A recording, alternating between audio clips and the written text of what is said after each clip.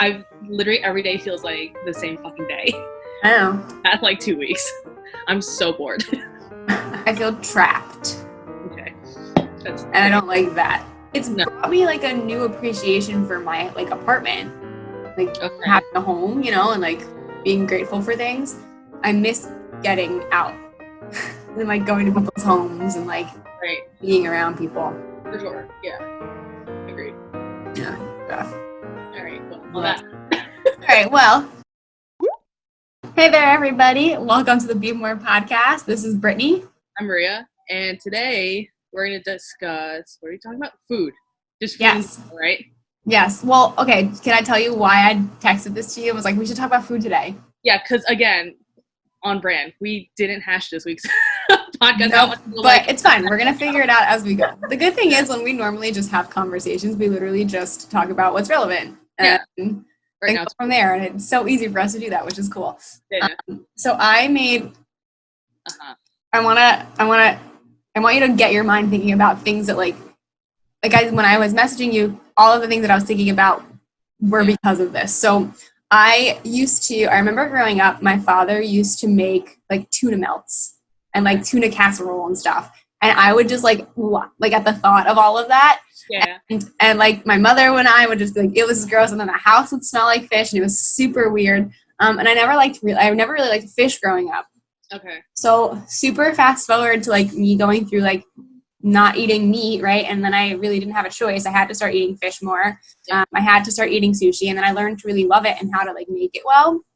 And in the last 6 months, I was like, you know what? I really want tuna fish. Like I love a good tuna fish sandwich. Okay. So I was like, you know what? I want something a little bit different. What can I do? Yeah. So we have like not sponsors, but we have I'm obsessed with like everything that like Cuisinart makes. Okay. And we have like a griddler, like one of those things, and it's like a panini press and things. Yeah. So, you know, maybe I can try making like a tuna melt sandwich. And I was like, wait, what's going on? Why do I want this? Yeah. I made it and it was so good. It was stupid good. So I made one today. It turned from like hatred to like, I really am craving a tuna melt. Yeah, like I start craving things. I made one today, and are you ready for this? I'm one of those weird people. Do you eat tuna fish ever? Like all the time. Okay, solid. When do you like make it into a sandwich? No, so this is what I do at work when like I don't have lunch on me. Like I just grab like the tuna package or whatever and throw them in my cube, and then I have a thing of rice, like pre-made rice, and I just make like a rice bowl. That's cool. Are the packets good? Because they scare me. I mean, I guess that's what I've lived off of basically. Like, because when my mom would like make like tuna sandwiches or whatever, it would be from like the can or like the packet. Or whatever, so. Okay, yeah, I ate mine from the can too. I definitely have to. I know there are so many things in terms of like what they actually do to tuna fish, but like every once in a while you just get a craving for something, right? Yeah. And tuna fish is one of those like odd things that you get a craving for. Do you put onions in it? Ever? Yeah, I mean, if I'm home and doing this, I'll put like onions and eggs and like boiled eggs and stuff. So. Okay. Oh, I've never done that. That sounds yummy. I have to do that. You put eggs. I feel like everything I ever see you eat, there's an egg in. Yeah. I love eggs. So I definitely have to get on that more. It's so convenient for me. It really is. It is so convenient, and like it's like protein. It's like yes, yeah. That was one of the only things that when I was like when I tried very briefly to be a vegan, but like don't have the brain capacity to handle it. Like eggs are one of the only things that I was like, I'm gonna keep eating these because I don't know where I would have still have to learn about where to get all of my protein from. Yeah, I know. Yeah. So I like wouldn't give up eggs, but I like have been experimenting a bunch with like what to make on a tuna melt, and we are out of onion and like trying to figure out how we're grocery shop right now. So so I also put like mayonnaise in my tuna fish. Do you do that too when you make like a sandwich? Yeah. Okay, cool. So have you tried Japanese mayo? No. Okay, that's another thing I have to bring you. It's more eggy. It's like more egg yellow with the yolk. Interesting. So it's like creamier. I'll have to I'll get you that. We're just have to make an episode of us you taking me to like the market. So that would be so funny. We should totally do that. But we don't have onions, so I was like, okay, what can I use that's gonna give it like that crunchiness of an onion? So I put like cabbage in it instead. Oh, okay. And then I put like I have a very strong obsession with pickles. So I also cut up pickles and put pickles in it because that's what I do. I put it inside when I make like chickpea salad too. And I put my pickles. Yeah. I put pickles literally on everything that I can. And then I mix it and I put fresh like chives in it and cut them up. Sounds good. And I put it on the grill. Oh, it has like this like pickly, mayonnaisey, fishy taste to it, and it's so good. And as I'm sitting there making it, I was like, this probably sounds gross to like everybody, right? And I'm like, if it works. Yeah, but like it's funny though because you look at things and you're like, you 5 years ago would have been like, ew, what are you doing right now? That's true. I mean, your palate changes. Yeah, which is super cool. Yeah. But I wanted to like talk about like more of that stuff, like how exactly what you're like how our like relationships and our like tastes in foods have changed. So like you grew up, I mean, okay, so let's talk about this. I grew up at your, I will never forget this moment, and I love talking about this. I feel like I know what moment you're going to talk about. Go on. One of the very first times that I went to your house. So I grew up in a super Italian-American household, and like just, yeah, like pasta and meat and potatoes and like my, like, you know, that was it. And that was the staple. And I walked into your house and you were having like a huge party, and like on the dining room table was all of this food, and in the center of all of this food was just a gigantic roast pig with an apple in its mouth. And I was just didn't know what to do. And then they were like I was walking around, and you know, like I was never afraid to try things, but that was like the one thing that I was like, I don't know if I can do this. Like it has a head, and then like the whole fish. The head. There's a head. It makes you. That's like I'm always so curious because I grew up, you know, eating all that like in Filipino culture, like lechon is like the staple, which is like the pig is a staple. Like, all right, it's a celebration, like this is a party, and like people that, and like it boggles me that like people will eat like pork and like fish, but like will freak out when there's a head, and I'm like, for me, I'm just I don't understand. Because like I'm so used to it that I'm like, it doesn't even bother me. But like fish used to get me the same way. It doesn't anymore. But this is why I think like I can understand it now and can have appreciation for it. But I also have like a sense of like remorse that's attached to it, which I like. And after the actual animal, right? And like now I get it, and like that, it could still be probably part of why I don't really like to eat like red meats anymore. But oh my god, just it's side note. My dad, when he is in the Philippines and it's his birthday, like there's a big celebration. Instead of lechon the pig, they do a whole cow, like a whole roast cow, like a huge, like on a. How do you roast that? It's insane. I wish I had a picture on me, but like a few years ago when he turned 50, I was there and we were having like a joint celebration because my birthday is like a week after my dad's. Right. And it was a whole cow, and it was fucking delicious. That's for you. But the way that it was roasted, sure it was. I have to find you the picture because it was literally just out and about, just there being roasted. That's it was like crazy. Cool. But anyway, I think the biggest it's definitely a cultural thing because it's one thing to eat it and be told like this comes from a pig, and then it's another thing to like walk in and be like, here's the pig, like now you see it, and like it's the same thing with the fish too, and like fish always just get to me because like they have like those big bulgy eyes and like it's fine. Yeah. But it for me it was a shock for me to be like, and I don't remember like being awkward about it, but I just remember being like, holy crap, there's a whole pig right there. Oh yeah. I don't remember you being outright like freaked out, but like I'm sure it was super. Yeah, because it's just shock.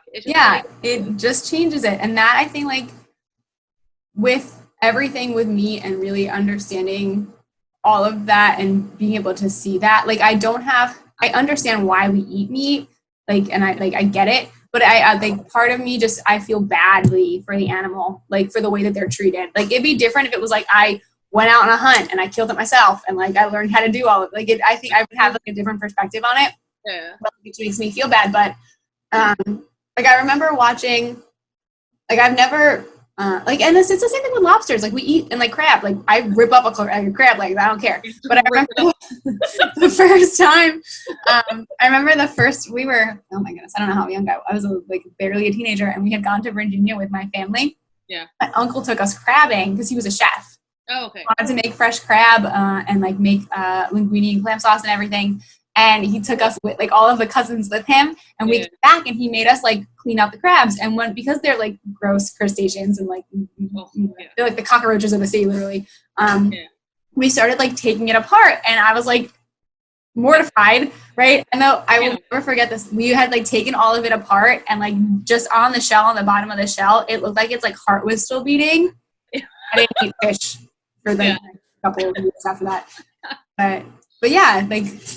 So you grew up in like an Asian household, right? Like you ate, like that was the norm for you. So what were like aside from rice? Because I feel like we always had rice at your house, and I used to always have the pork on the stick and those lemon things. I don't remember what they were, but I remember them being delicious. Like I used to love eating at your house. Because there's so much food. The way that Filipino cuisine, at least for me, this is all from my understanding of like my parents and my family, like cooking and whatnot.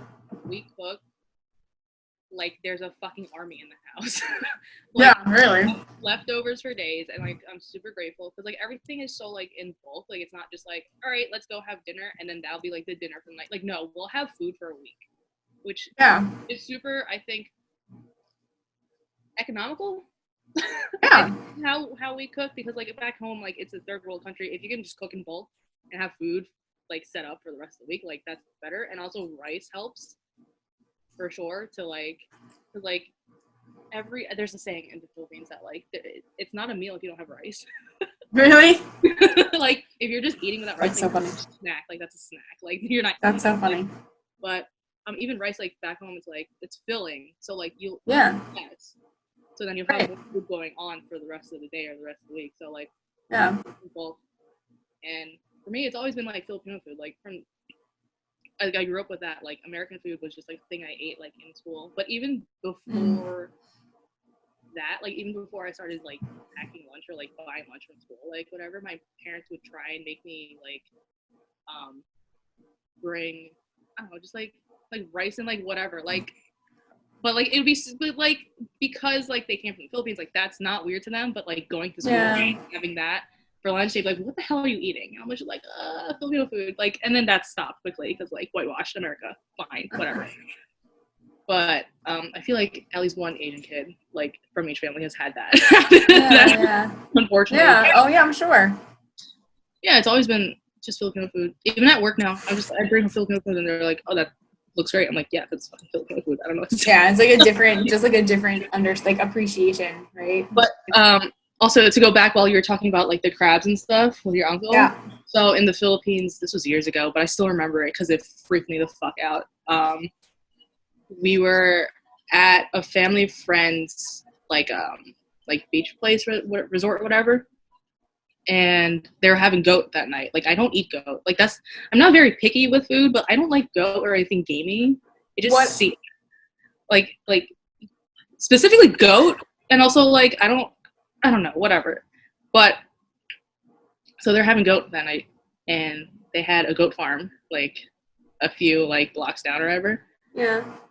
You could hear the goat scream. Nope. It was super early. I woke up, I was like, I'm number one, I don't eat goat, thank God. Number two, if I did, like I would not have I felt so bad. So like yeah, my goodness. There's something like that shit like freaks me out. Because like you're literally hearing the damn thing like die. And that's what freaks me out. Yeah, I don't know if I could be that close to that process. Like, but I think that's the thing that made me, I don't want to think like I have how do I even want to say this? My thought is if I wouldn't be able, the way that I see like just the natural like chain, right? Like the food chain. Yeah. If I couldn't kill it by myself, I should be eating it. Oh, okay. That's your thought process. Like that's I think how my brain works. So like fish and stuff, and even like a chicken, like I could probably bring myself to kill a chicken. Like if I really had to, I could probably bring myself. Probably. And I would honestly, I'm like we went on to, I'll never forget this. We went to Easter like 2 years ago, and I'm like overly obsessed with like the like awesomeness of like how bodies function. Yeah. like everybody was eating this, like, I don't even know what bird it was, a duck, I think, that was like on the table, and like I didn't eat it, but after everybody was eating it, I was like examining all the bones and like putting them together. It's so weird. Yeah, I know. So like when it comes to that, I feel like for the sake of like that, I'd be able to do it, and like I would want to repurpose like and use all the parts and everything of the animal. But like, when it comes to like a pig and like a cow and like a bigger thing, like I don't know how I would kill that on my own, and I don't think I like bring myself to do that. Okay. So like I like, yeah, I have like feel, aside from like, it would also be different, right? Like I'm sure where your dad's and your birthday celebration, like you know exactly what you're eating because you killed it and you're making it yourself. So like I feel a little, I have like a hard time with, especially all this like issues that I have with my digestive system. Like I have a hard time just even bringing myself to do it anymore. Because I definitely wonder what else is in there. But yeah, that is like the biggest, I will never forget that moment. And now it's just, it holds such a special place in my heart. And it was awesome because it really opened my eyes. I really think that getting to like, and my friend Joy is Taiwanese. So when I would go to her house, I would eat a bunch of different foods too. But it opened my eyes to like just seeing like there was more to food than what, and like my mother was an amazing cook. Like God help her. I don't know how she like would work full time and take me and my brother where we had to go and also cook us dinner. Oh my God. Yeah. My mom doing all this. I'm like, I can't even do it for myself. Right. I don't know how, like, love them for it, but it just helped us. And I mean, think about it. Like my mom, like my mom's grandmother, she loves to tell me stories about her grandma used to make fresh pasta on Sundays and like would lay it down out on all of their beds. So like no one had anywhere to sleep. So like, that's what that's like the meals that she grew up with. And like, because that was what she was taught. So like, even when I make like eggplant and like certain types of, like when I make sauce from scratch, like I know I'm doing that because culturally I was taught that, but like that's not only the staple of what I eat anymore. So like do you find that you're like still your go-tos and the things that you crave are still like Filipino foods, or have you like broken out into other things that you love to eat now? I feel like I lean more towards Asian food in general still. Like Filipino food still obviously is like the majority of my diet. And even if I go like even like a day or two without it, I'm like, I need something like make something that's super Filipino. And like I'm trying to learn like a few weeks ago, or I don't even know how long ago, like time escapes me. But especially now when it feels like Groundhog Day every day. But what was I saying? Oh, like I'm learning how to make Filipino food, or at least attempting to, just because like I feel like it's just like an homage to like my culture. Like I just feel like I need to know how to make this stuff, you know? Yeah. But yeah, I think even so, like even living in America and whatnot, I still, if I have the choice to like go out to eat, like I'll still be at an Asian restaurant.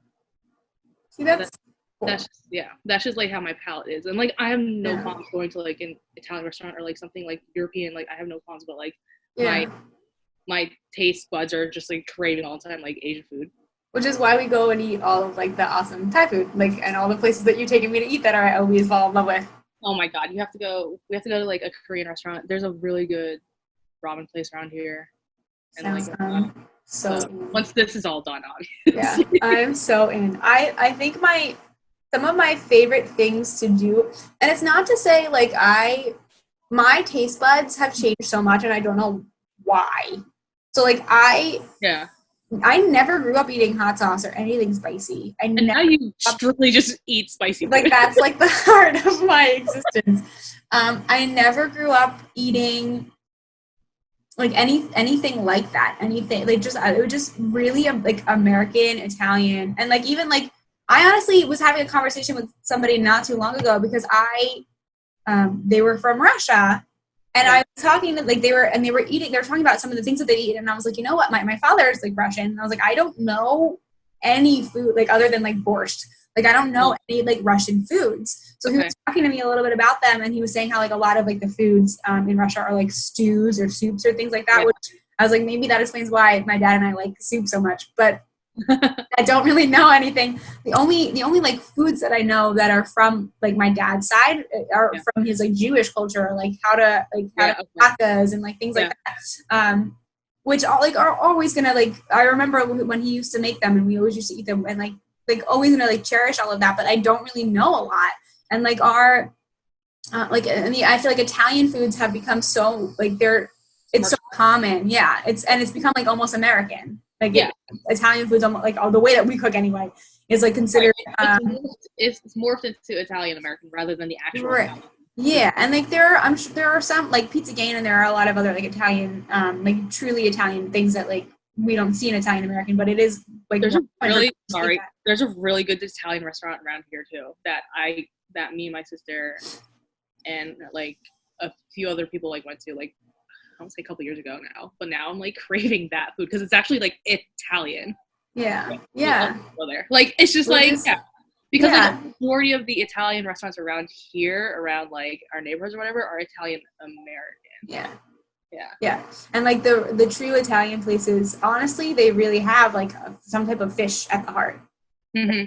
That's which is so funny because I feel like so many of the like so many cultures that are not American actually have fish at the heart of what they eat, and then we have like beef and red meat at the heart. But like when you think about it, I was like, if you think about it, Italy is literally at the Mediterranean, right? And like we have all of these lands that have. I mean, we've definitely pushed it beyond what was like naturally available, but like we have these farmlands that have these animals in them, so like it's not obscene, but like we have pushed it a lot.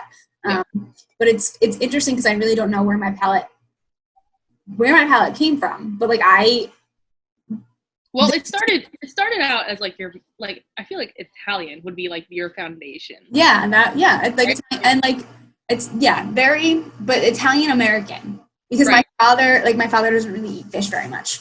Okay. So like it had to be, and like he was like a steak and potatoes, like that's his thing, right? Like that couldn't be any more stereotypical of like an American man, but like that was his thing, and that's what he really grew up on too. So, it's weird. Like my two favorite food like genres now are like Mexican and Spanish foods and Indian food. Amazing.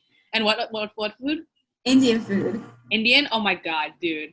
So like that's so far from but like the basis of them is like spices, right? Yeah. And like flavor and like so much flavor.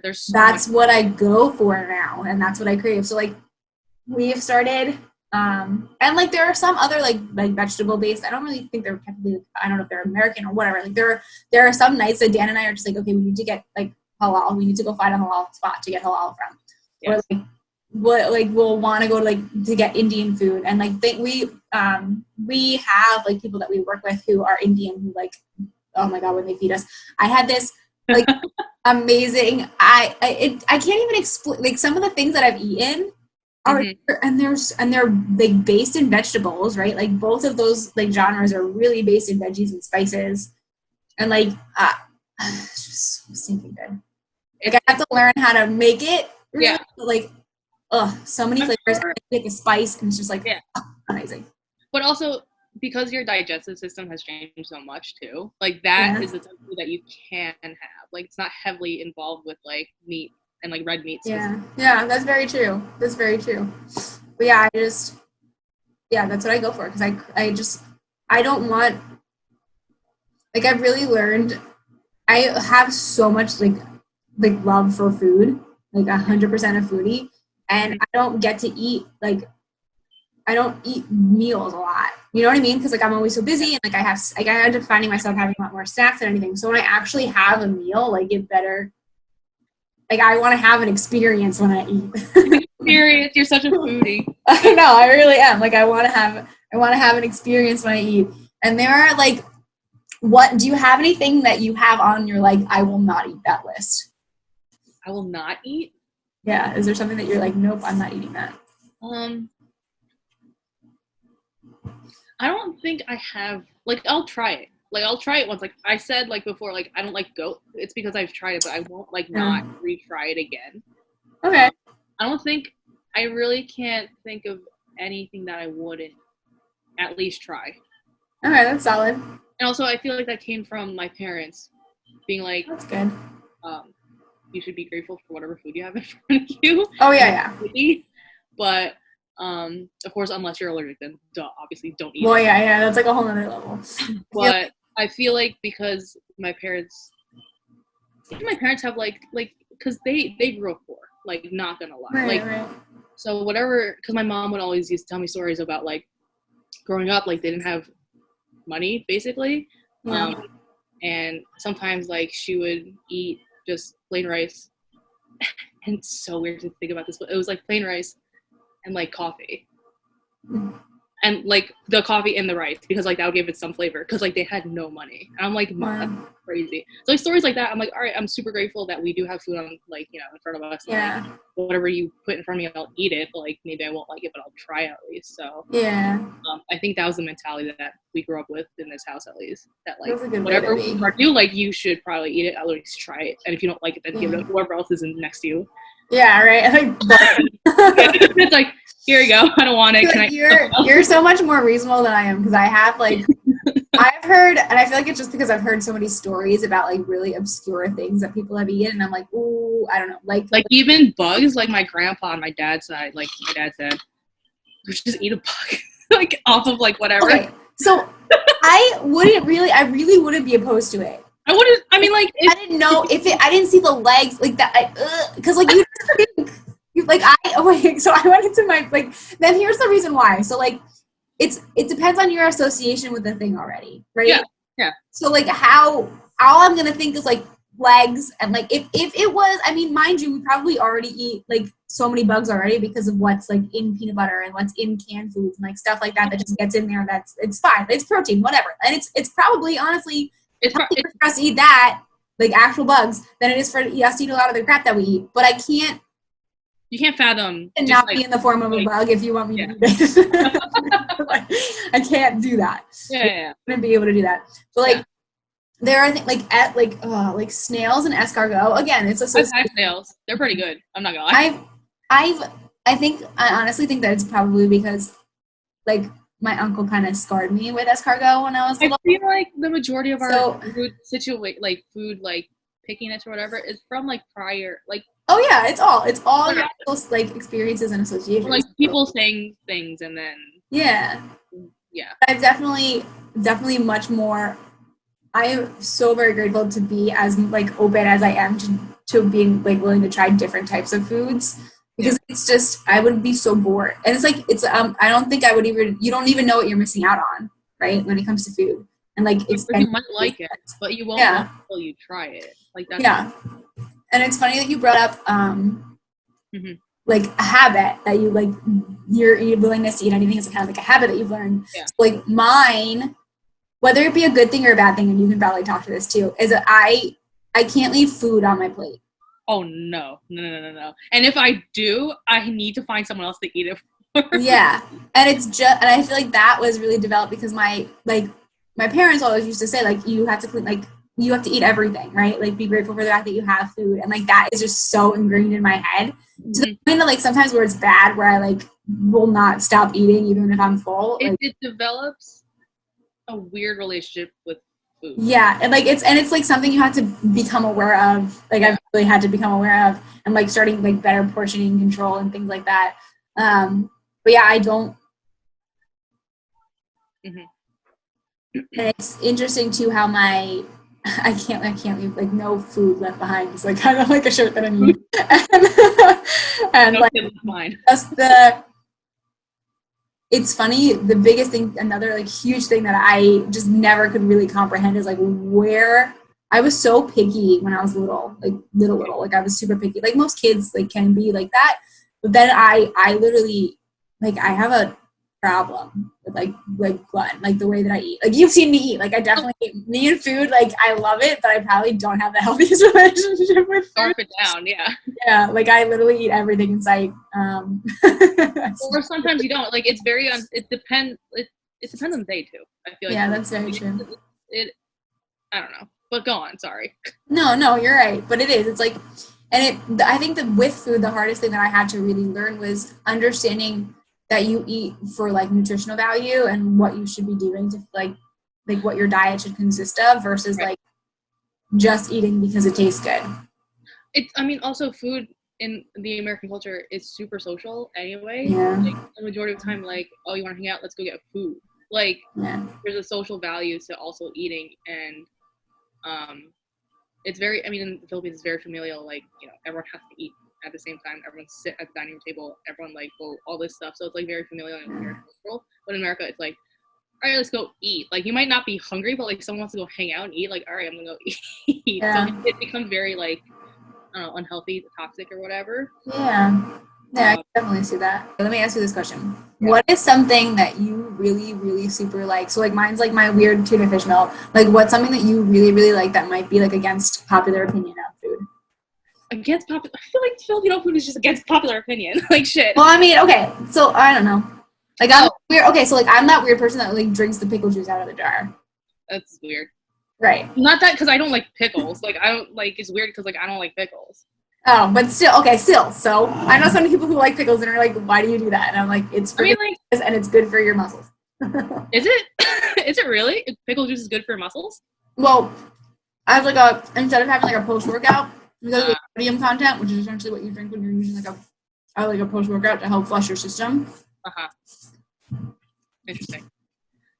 I mean, like the majority of Filipino food is kind of not like what mainstream America would like anyway. So, like for example, there's a dish called dinuguan, which if you break down the word, dugo is blood, so it's pig's blood.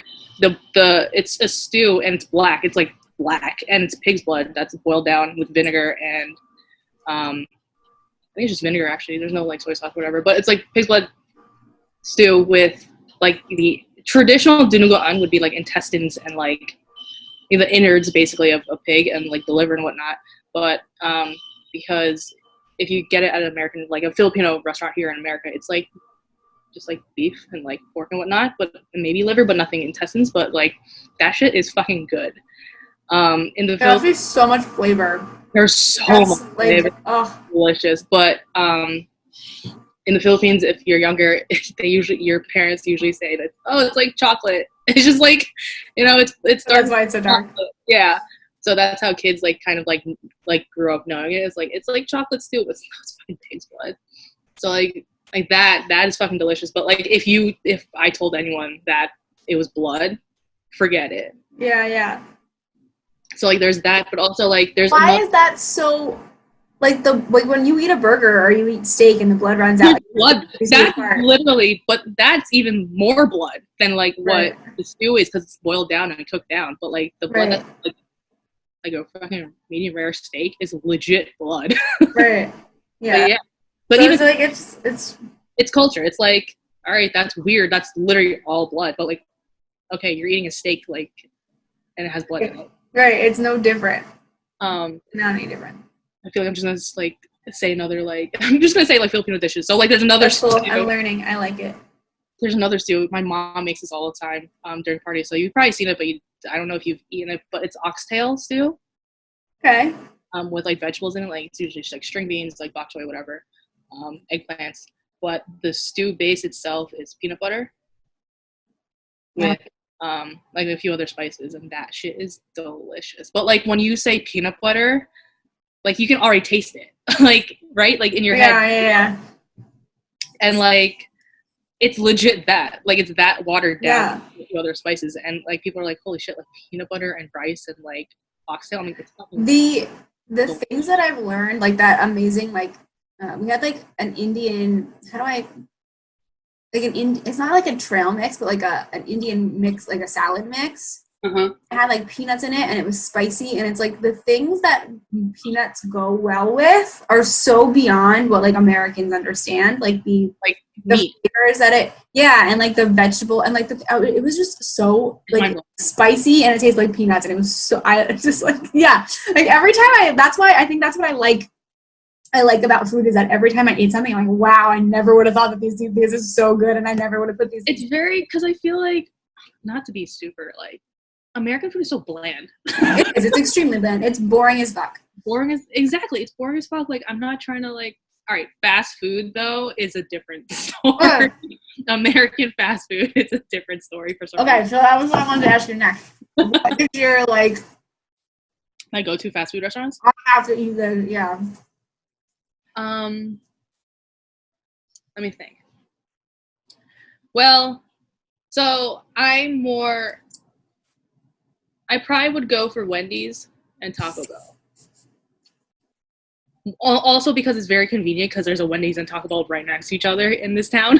Oh, well, no, that's true. But like I'm more towards Wendy's and Taco Bell, and also if I'm in California, I'm going to fucking Jack in the Box and In-N-Out. Like that's not negotiable. In-N-Out, oh my god, In-N-Out we went to In-N-Out before I think it was a summer before I had gone vegan. Oh my god, it's so sick.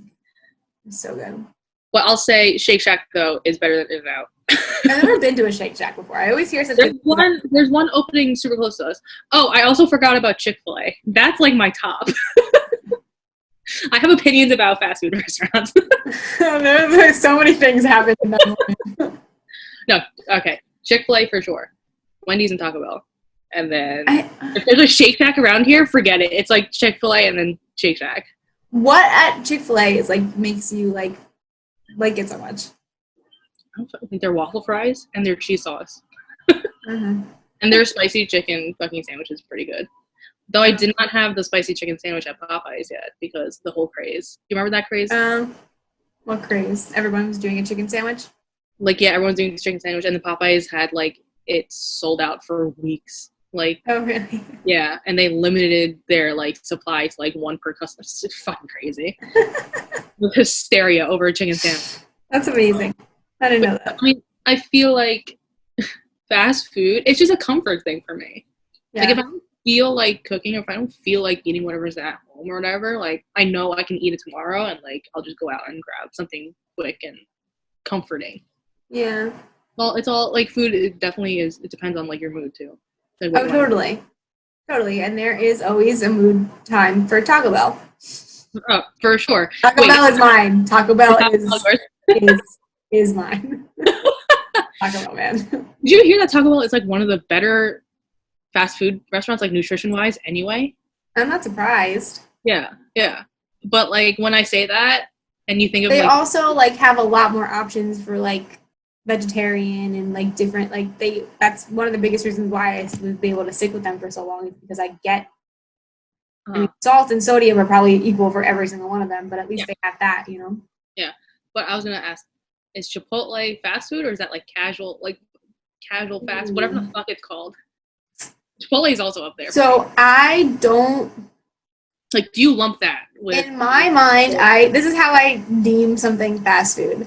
Yeah. If I can eat it in the car, and if I can get it without having to get out of my car, because that's my life is being in the car. So like Wendy's spicy chicken nuggets.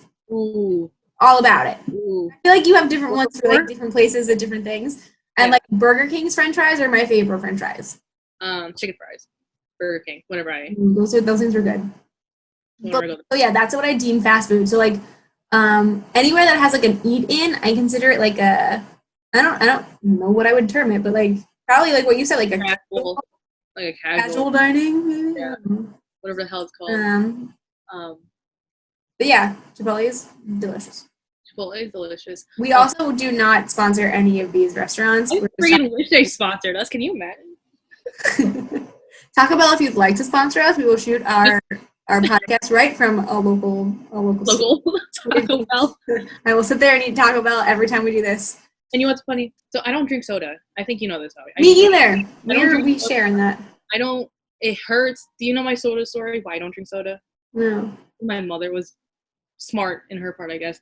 When I was super young, my mom made me try Coca-Cola that she like basically like almost like it was fucking freezing. I had to be like 4 or 5. It burned my fucking throat. I can only I'm not doing this. I'm like, I don't like soda. And ever since then, I was like, this fucking hurts my throat. I don't like carbonated shit. That's crazy. So, but if I am at Taco Bell though, I have to get fucking the Mountain Dew. Like I have to. Dan loves it too. I won't even drink it all. I'll give it to my sister. And I'm like, I've taken 3 sips, but like here. It's definitely like a sweetness flavor thing because I'm like that too. Like I used to get like we have like our like excess soda now, which is better and doesn't have all that active sugars in it and stuff. But I would get like you get cravings for it. Like I would get like a random craving for Coke, and then so my issue, I have an issue with soda. I get hiccups whenever I drink soda. Yeah, I burp all like it's gas.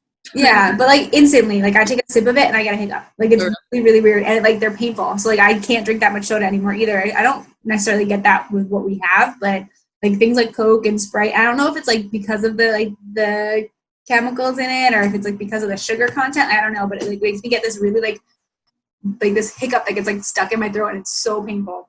That's annoying. Yeah. That's so funny. I never like you were just like me, like we're water people. Yeah. Also, I grew up drinking milk, like a fucking glass of milk. Oh, I remember that. Ugh. When we used to eat, you'd have milk and it used to weird me out. Fucking gross. And now I think about it, like, that's fucking gross because now I'm, like, slightly lactose intolerant or whatever. Really? Not really. Like, it's just adverse. Like, I would rather, like, sometimes cheese bothers me. Sometimes, like, it depends on the day with my body. Like, I can't really, I don't know. It's not, like, something that, like, is, like, I'm not lactose intolerant. It's just, like, I'm, like, adverse to it, I guess. Yeah. But before, like, yeah.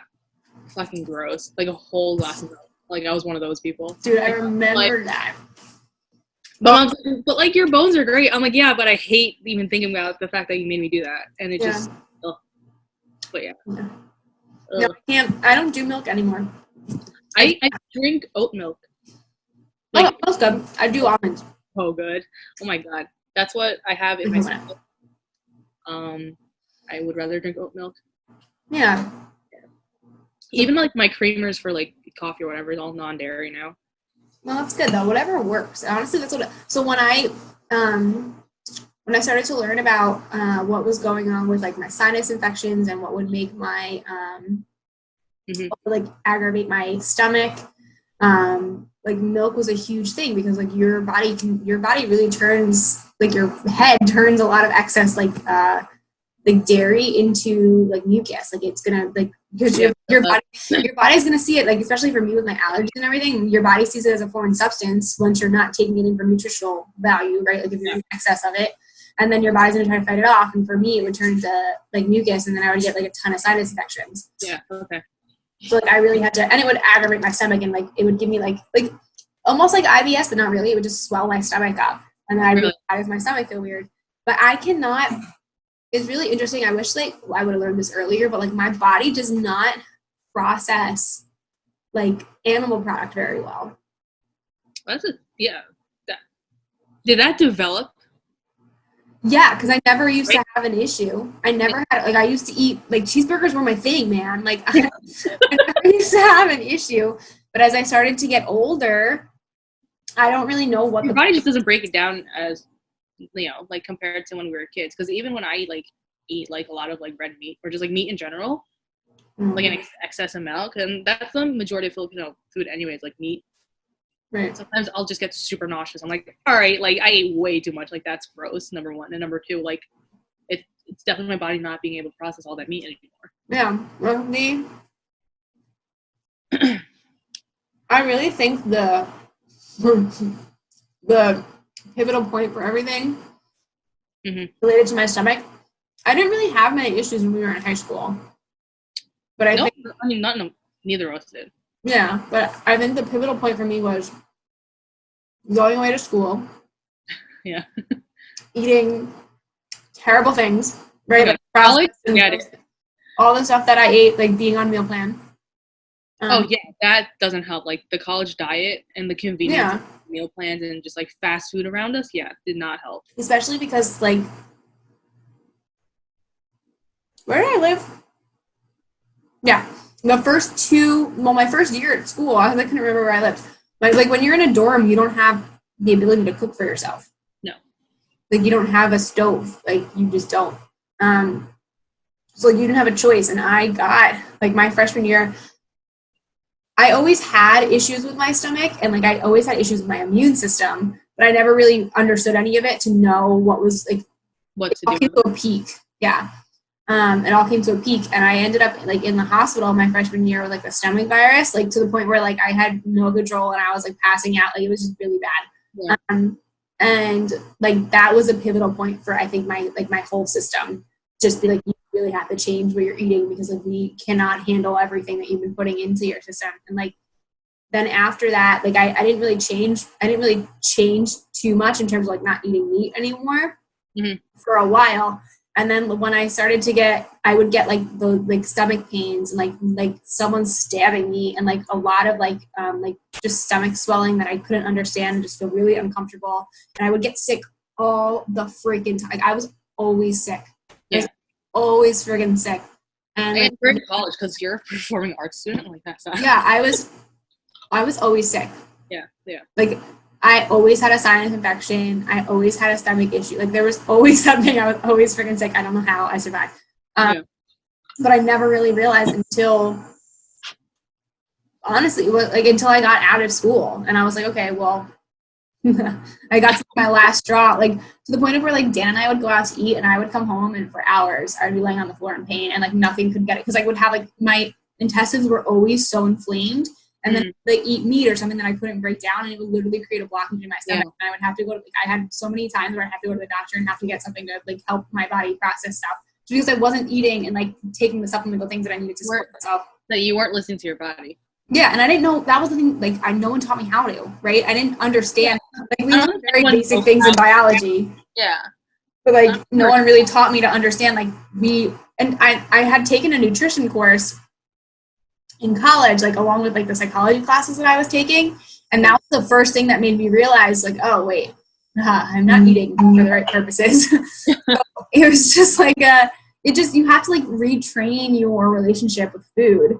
Yeah. And understand that at the point of you're eating to like for nutritional purposes. And if you want to, you do have the ability to eat for nutrition and also eat for the experience, right? But like, you can't compromise your wellness for that. And I feel like that's the hardest thing with our culture, right? Is like it's also an addiction.